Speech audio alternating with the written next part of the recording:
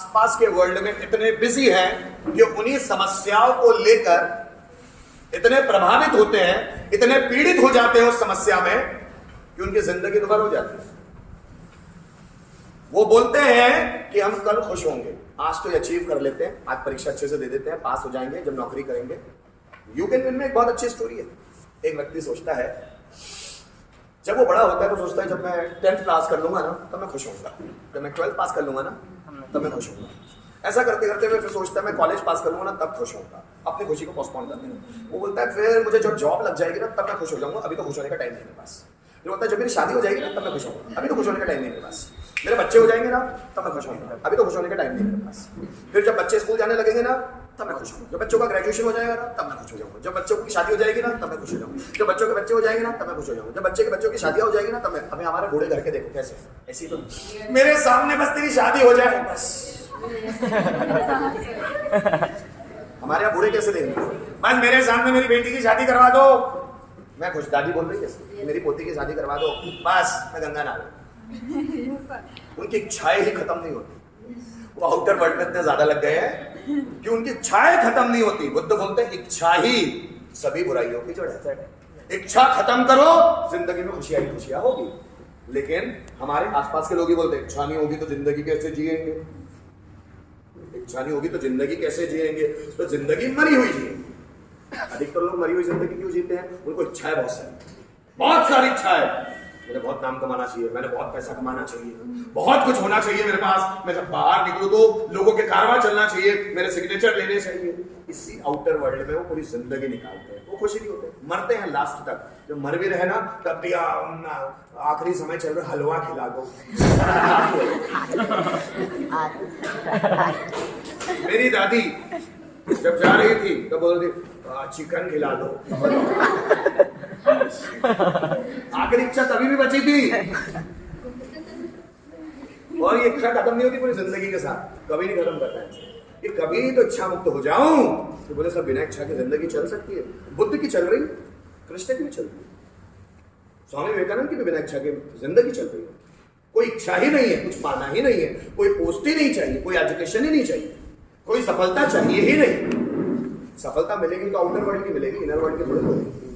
ये बाहर देख के कोई बोलेगा कार्य उसके पास सफल है, और अंदर से देखोगे तो कितना फ्रस्ट्रेट है वो उसी को पता है। अंदर से कितना दुखी है उसी को पता है। बंगलो तो है, कंपनी चल रही है बड़ी, पर अंदर से फ्रस्ट्रेट है, हंसता तक, हंसती तक नहीं। आप कार, बंगला, कंपनी, बड़ी सी पोस्ट देखकर मत समझ लेना व्यक्ति सफल है। सफलता का कैलकुलेशन कभी भी आउटर चीजों से नहीं किया जाता है। व्यक्ति अकॉर्डिंग टू मी सफल वो है जिसके पास थोड़ा बहुत भी है बट ही इज हैप्पी, वो खुश है। बाहर वाले तो कुछ भी नाम देंगे आपको, बाहर वाले तो कुछ भी बोलेंगे, Narendra Modi prime minister of India, क्या सफलता यार, मानना पड़ेगा। और आप उनके भाषण सुनेंगे अभी के तो आपको समझ में आएगा चेहरे पे बहुत फ्रस्ट्रेशन है, बहुत फ्रस्ट्रेशन, बहुत निराशा है। इतनी बड़ी पोस्ट पे जाने के बाद भी निराशा है। आप उनका फ्रस्ट्रेशन समझ नहीं पाएंगे, चेहरे आंखें पड़नी पड़ेगी तो समझ में, इतना बड़ा व्यक्ति, successful, most successful person of the India, he is frustrated by his work, उसके कामों से फ्रस्ट्रेटेड है। तो सफलता को कभी भी किसी पोस्ट से मत आंक लेना। उसके पास गाड़ी आ गई, 10 गाड़ी आ गई, कोई फर्क नहीं पड़ता। मैंने ऐसे 10-10 गाड़ी वालों के एग्जाम्पल सुने हैं, 10-10 गाड़ियां थी, सुसाइड कर लिया।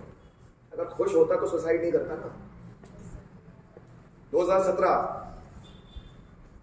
कलेक्टर ने सुसाइड कर लिया, 2013 डीएसपी ने खुद को गोली मार ली। सक्सेस तो है उनके पास आउटर वर्ल्ड में, इनर वर्ल्ड में फ्रस्ट्रेट है, अंदर से दुखी है। बड़ी चीज तो मिल गई, जैसे मैं बुक्स पढ़ता हूं, एक राइटर है जिनका नाम है डॉक्टर विजय अग्रवाल, आईएएस बने, जब उनको लगा नहीं ये काम मेरे लिए नहीं, आईएएस का पद ही छोड़ दिया, कलेक्टर बन गए एक ही साल के अंदर। 2-4 साल काम किया, उनको लगा नहीं ये मैं मन मार के कर रहा हूं, मजा नहीं आ रहा, छोड़ दिया। राइटर बन गए, मोटिवेशनल स्पीकर बन गए। मैं उनकी बहुत सारी किताबें पढ़ी, डॉक्टर विजय अग्रवाल, राम कृष्ण शिव, बहुत सारी किताबें लिखते हैं, पर्सनैलिटी डेवलपमेंट की बहुत सारी किताबें लिखते हैं। कलेक्टर बन के कलेक्टर को पोस्ट को लात मार दी, जिगरा चाहिए, बन गया ये लात मार बन दिया, दुनिया को दिखा दिया कि बन गया, देख लो तुम्हारी नजरों में सक्सेस ही है, तुम्हारी सक्सेस को लात मारता हूं। जैसे Subhash Chandra Bose, ICS Indian civil services के एग्जाम दिए उनके पापा के बोलने पर, उनके पापा के बोलने पर। जानकीनाथ बोस, सुभाष चंद्र बोस के पापा थे। वो चाहते थे कि सुभाष चंद्र बोस कलेक्टर बने, क्योंकि सुभाष चंद्र बोस बहुत मेधावी थे, बहुत ज्यादा माइंडेड थे। तो उन्होंने अपने पापा के सपने के लिए उन्होंने ICS के एग्जाम भी दे दिए। टॉप 4th नंबर पे आए, पूरे इंडिया और पूरे ब्रिटेन में 4th नंबर पे आए। पूरे इंडिया और ब्रिटेन को मिला के 4th नंबर लगा। कलेक्टर की पोस्ट मिल रही थी उनको। कलेक्टर, उस जमाने के कलेक्टर बन रहे थे।